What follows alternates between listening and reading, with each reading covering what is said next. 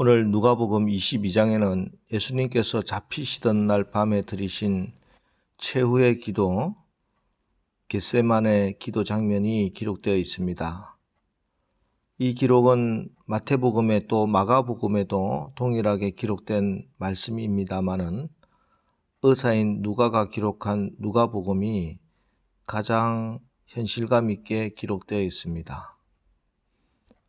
예수님께서는 예루살렘에 계실 때 특별히 이번 고난주간 동안에 밤마다 이 감람산으로 기도하러 가셨습니다. 예루살렘 동편에 있는 이 산은 올리브 나무가 많아 감람산, 즉 올리브산이다 이렇게 불렀습니다. 마태복음에서는 겟세마네 동산에서 기도하셨다 했는데 그것은 크게 이 산을 부를 때는 올리브산, 감람산이라고 하지만 산 아래 올리브 기름을 짜는 곳, 그 장소를 겟세마네라고 부릅니다. 겟세마네는 기름 짜는 곳이다 이런 뜻인데 이 특정한 장소를 정해 놓으시고 우리 주님께서는 기도하신 것 같습니다. 그래서 오늘 성경은 습관에 따라 기도하셨다 이렇게 기록하고 있는 것이지요. 여러분, 우리의 생에 있어서 결정적인 때가 있습니다. 이때는 정말 기도가 절실히 필요할 때입니다. 그런데 참으로 의아스러운 것은 정말 이때야말로 기도가 절실할 때인데 기도하지 않는다는 것입니다. 왜 그렇습니까? 기도가 습관이 되지 않았기 때문입니다. 위급하고 다급할 때는 머리가 움직이는 것이 아니라 내 몸이 습관대로 움직이는 것이지요. 평소에 세상 것이 습관화되어 있으면은 긴급할 때 자기 습관대로 세상으로 나갑니다. 그러나 평소에 기도가 습관이 되어 있으면 긴급한 상황일수록 기도의 자리에 나가게 되는 것입니다. 오늘 예수님이 십자가를 앞에 두고 가장 결정적인 순간에 기도할 수 있었던 것은 바로 이처럼 평소에 기도해오던 습관, 그 영적인 후원이 있었기 때문입니다. 습관을 따라 평소에 간절하고 열렬한 기도의 영을 유지하고 사셨기 때문에 우리 주님 결정적인 순간에 이처럼 기도의 자리로 들어가실 수 있었습니다. 여러분, 기도가 습관이 되시기 바랍니다. 그래서 정말 기도가 필요할 때 세상으로 죽을 길로 나가지 않고 기도하여 우리를 향하신 하나님의 뜻을, 우리에게 약속하신 하나님의 약속을, 우리에게 허락하신 하나님의 축복을 이루는 주인공들 다 되시기를 주님의 이름으로 축원합니다. 오늘 성경은 예수님의 기도하시는 모습을 이렇게 기록하고 있습니다. 41절, 그들을 떠나 돌 던질 만큼 가서 무릎을 꿇고 기도하여. 예수님의 기도하는 모습을 누가는 무릎을 꿇고 기도한다 이렇게 기록합니다. 이 부분을 마태는 마태복음 26장 39절에서 조금 나아가사 얼굴을 땅에 대시며 엎드려 기도하여 가라사대, 그리고 마가는 땅에 엎드려 기도하는 것으로 기록하고 있습니다. 지금 예수님은 무릎을 꿇고 땅에 엎드려 몸부림치며 절규하며 기도할 수밖에 없었습니다.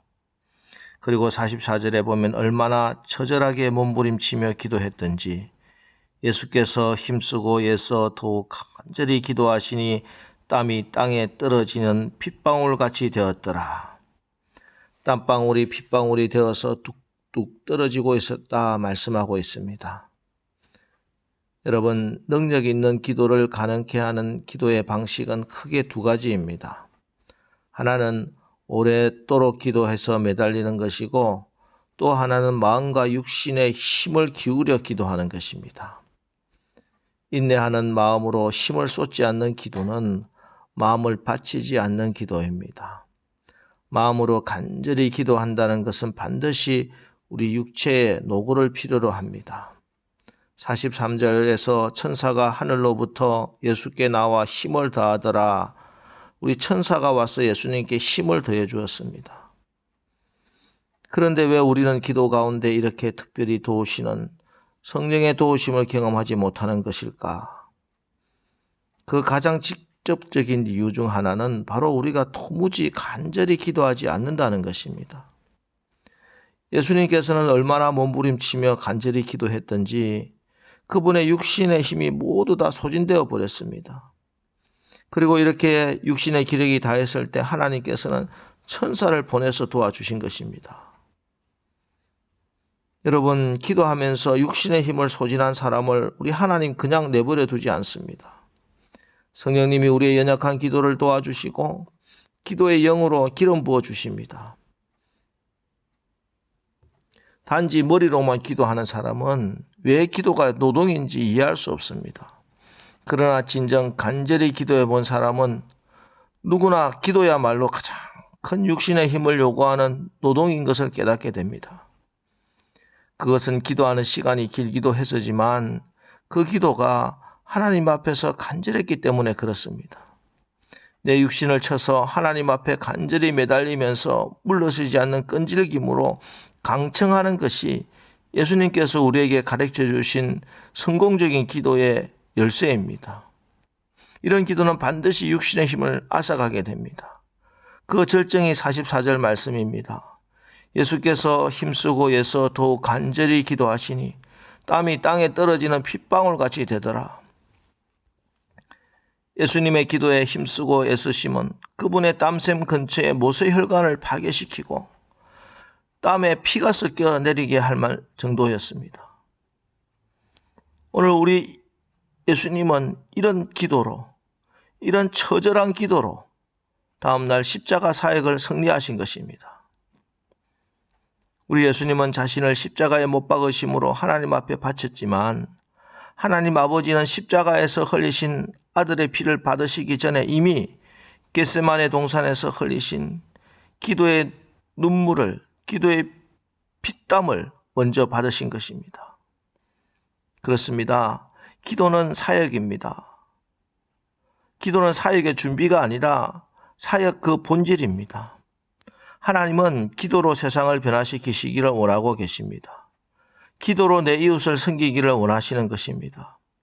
하나님이 맡겨주신 사람을 가슴에 품고 내가 해야 할 가장 위대한 사역은 바로 그들을 위해서 중보하며 기도하는 것입니다. 예수님을 닮은 사람은 예수님처럼 간절하게 기도하는 사람입니다. 그래서 우리가 오늘 이 새벽에도 찬바람을 뚫고 이렇게 교회에 나와 기도하는 것이지요. 성경에 보면은 가라지는 농부가 심지 않아도 저절로 돋아난다고 했습니다. 가꾸지 않아도 자라납니다. 거름을 주지 않아도 노력하고 투자하지 않아도 가라지는 그냥 자라납니다. 실패는 노력하지 않아도 됩니다. 불행은 투자하지 않아도 잘 찾아옵니다. 그러나 알곡은 씨를 뿌리고 거름을 주고 가꾸고 애쓰고 힘쓰고 해야 열매를 맺는 것입니다. 여러분, 힘쓰고 애써야 합니다. 믿음으로 성령이 하나 되게 하심을 힘써야 합니다. 기도하는 것입니다. 에레미야 29장 12절 13절 너희가 내게 부르짖으며 내게 와서 기도하면은 내가 너희들의 기도를 들을 것이요 너희가 온 마음으로 나를 구하면 나를 찾을 것이요 나를 만나리라. 약속의 말씀을 붙들고 온 마음으로 간절히 기도하는 것입니다. 인간들이 아무리 계획을 세우고 뜻을 세워도 그것을 이루시는 분은 우리 하나님이십니다. 인생의 어두운 터널을 지날 때, 모든 희망이 끊어진 것처럼 보일 때, 아무도 희망을 선포해 주지 않을 때, 그래도 나는 여전히 하나님 붙들고 희망을 붙들고 아직도 우리에게 소망이 있다고 선포하는 사람, 그가 하나님의 사람이고 그가 기도하는 사람입니다. 특별히 지금은 한 개인이나 가정뿐 아니라 전 국가적으로, 전 세계적으로 주님의 백성들 한마음으로 기도해야 할 비상시국입니다.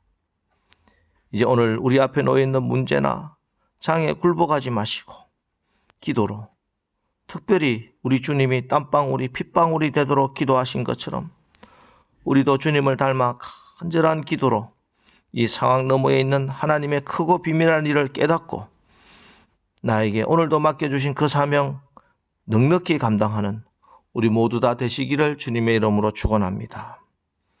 기도하겠습니다. 우리를 위하여 십자가의 고난을 마다하지 않으시고 감람산 겟세마네 동산에서 힘쓰고 해서 더욱 간절히 기도하시되 땀이 핏방울이 되기까지 기도하신 주님, 오늘 우리가 주님을 닮아 주님처럼 그렇게 기도하기를 원합니다. 인간들이 아무리 계획을 세우고 뜻을 세워도 그것을 이루시는 분 오직 여호와 하나님 한 분이심을 고백하며 주신 말씀 붙들고 기도할 때 무엇이든지 원하는 대로 구하라 그러면 응답하시리라는 그 약속을 오늘 이루어 주셔서 오늘 하루 우리 하나님께 영광 돌리게 하옵소서. 예수님의 이름으로 기도합니다. 아멘. 이제 오늘 하루도 오직 기도로 간절한 기도로 응답으로 하나님께 영광되는 하루를 살게 하옵소서. 오늘 말씀 붙들고 우리 또 기도하고 나가겠습니다. 우리 기도하겠습니다.